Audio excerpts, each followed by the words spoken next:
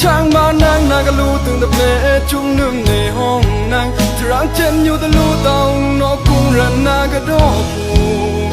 ตึงอยู่คานางทรังเอาเรินคำอลงนกแต่รู้ดุงคุยทรังอยู่ในวงท่านทุเลน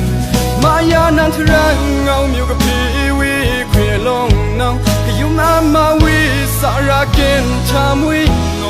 งเกิงผู้เสียจากเงาเนี่ยไก่พองไหลโตทรังตั้งสาวิคุยอยู่ตานอกรังนาอาชายสุขคุยสาระหูครี